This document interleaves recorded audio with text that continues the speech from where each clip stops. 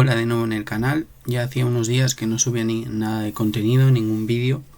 Entonces voy a empezar con una serie nueva de vídeos en el que vamos a hablar de los tipos de datos en Java. No voy a tratar de momento el string porque lo he tratado en otra lista de vídeos, a menos que se me ocurra cómo ampliarlo. De momento no lo voy a tocar. Entonces vamos a empezar hablando de los datos, los tipos de datos numéricos, ¿vale? Tenemos dos con decimales, ¿vale? Uno es el float y otro, vamos a hacer un número float, por ejemplo 3.3, y otro es el double.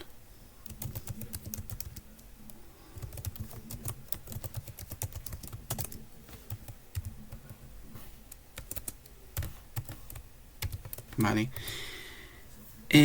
Una de las diferencias más importantes en cuanto al rendimiento es que el float, el tamaño es de 4 bytes, es decir, 32 bits, mientras que el double es el doble, nunca mejor dicho, es de 8 bytes, es decir, 64 bits. Y el rango de valores es bastante, bueno, hay una diferencia considerable, pero es bastante probable que no lo llegáis a abarcar con el tipo de programa que haréis habitualmente. Entonces no va a haber mucha diferencia. Voy a centrarme un poco en el tema del rango de valores en este caso. ¿Por qué? Porque yo cuando estudié programación siempre utilizamos el integer, el entero, el int, y me daba la sensación de que ¿por qué no apostábamos por ser un poquito más eficientes? Quizá por comodidad al final se usa el int, porque los ordenadores que tenemos hoy en día,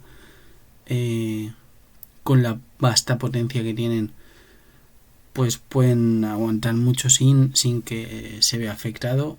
Es posible, pero creo que cuando llegas a un volumen de datos muy grande puede ser interesante utilizar datos que utilicen de forma más eficiente la capacidad, ¿vale? Entonces hemos dicho que el int, vamos a crear una variable llamada number int, vamos a decir 4 por ejemplo. Bueno, vamos a decirle 3. ¿Por qué? Porque es el tercero en cuanto a capacidad que voy a explicar, ¿vale? Entonces hemos dicho que el int tiene una capacidad muy vasta. De hecho, el rango de valores es desde el 2147 millones. Bueno, voy a hacerlo así. 2147 millones 483.648. No me lo sé de memoria, lo he tenido que mirar. Perdón, negativo. Hasta el 2.147.000. Perdón, 2.147.000 483.647. Vale, entonces si vamos a trabajar dentro de estos rangos de valores, que va a ser difícil que hagamos algún programa que supere ese rango de valor, pues es suficiente, ¿no? De hecho tenemos uno por encima, que es el number long,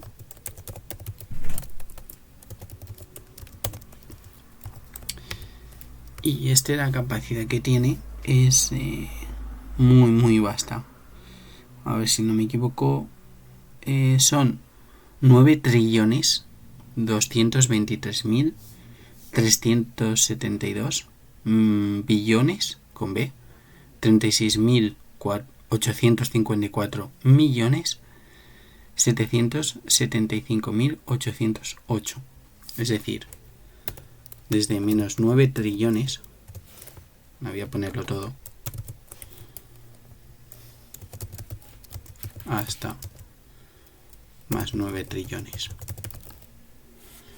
De ahí la bestialidad. De hecho, De hecho, los long, el tamaño son 8 bytes, que son 64 bits, es el doble que un entero. Y luego vamos con los que yo quería tocar especialmente. Uno es el short.